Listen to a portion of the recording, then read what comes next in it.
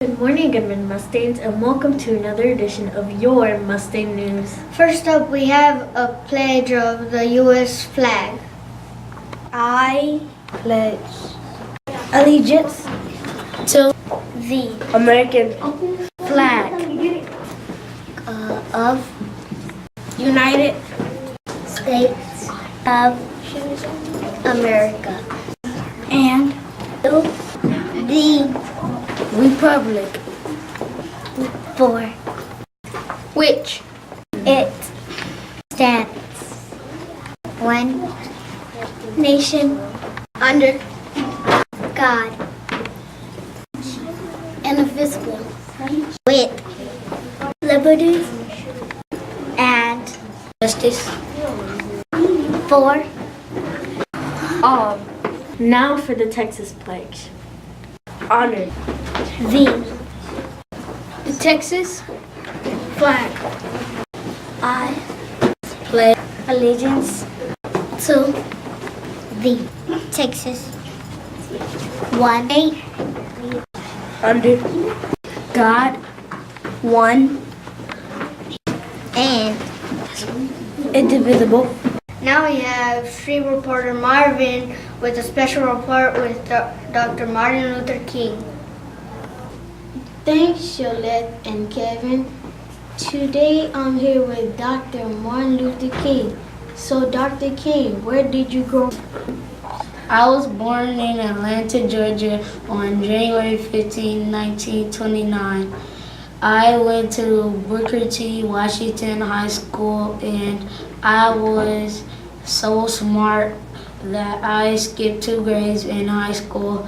I started my college education at Morehouse College at the age of 15 after getting my degree in sociology for Morehouse. I got a division degree from Covers Seminary, then got a doctor's degree theology from Boston University. My dad was a preacher, which inspired me to pause the I had an older sister in 1953. I married Curtis Scott. Later we would have 4 children, Yolanda, Martin, Dexter, and Bernice. Interesting. So, Dr. King, how did you get involved in the civil rights? I was a civil rights activist in the 1950s. 1960, I led nonviolence protests to fight for the rights of all people in inducting African American. I hope that America, the world could be a colorblind successfully when race would not impact a person's civil rights. And first civil rights action I led the Montgomery bus boycott. This started when Rosa Parks refused to give up her sight on a bus to a white man. She was arrested and sent to jail. The night in jail, as a result, I helped to organize a boycott of a public transportation system in Montgomery, Alabama. The boycott lasted for over a year. It was very tense times. I was arrested. My house was bombed. In the end, however, I proceeded segregation on the Montgomery bus came to an end. Interesting, Dr. King. So when did you give your I Have a Dream speech?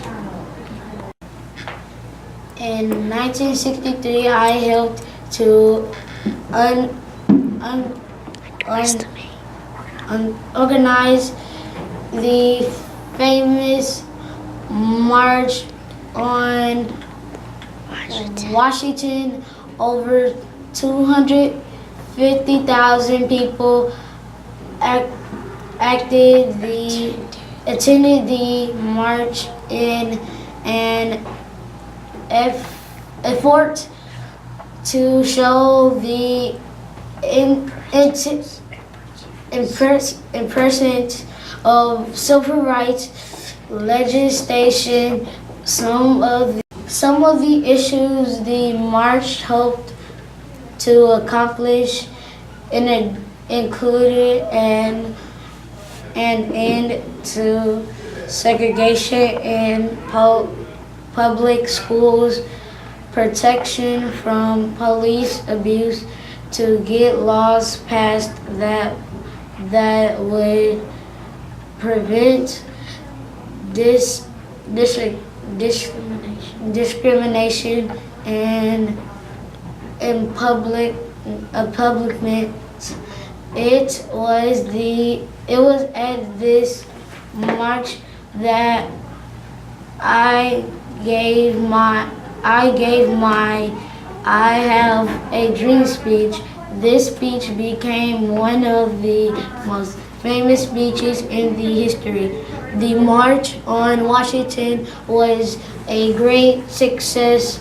The Civil Rights Act was passed a year later in 1964.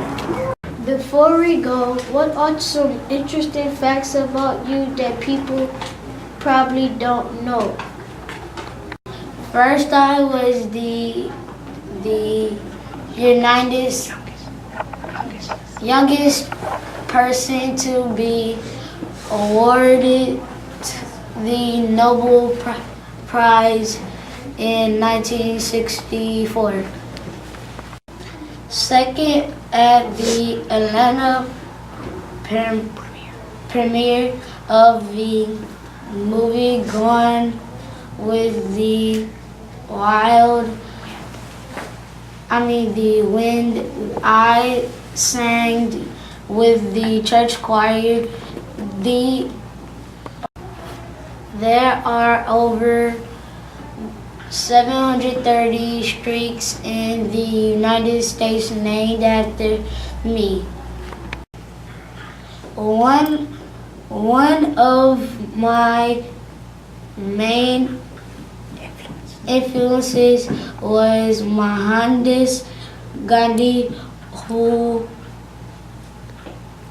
taught people to protest in a nonviolent manner. I was awarded the Congressional Gold Medal, the Presidential Medal of Freedom. Yes! Thanks, Dr. King, for coming here and telling us some interesting facts about you.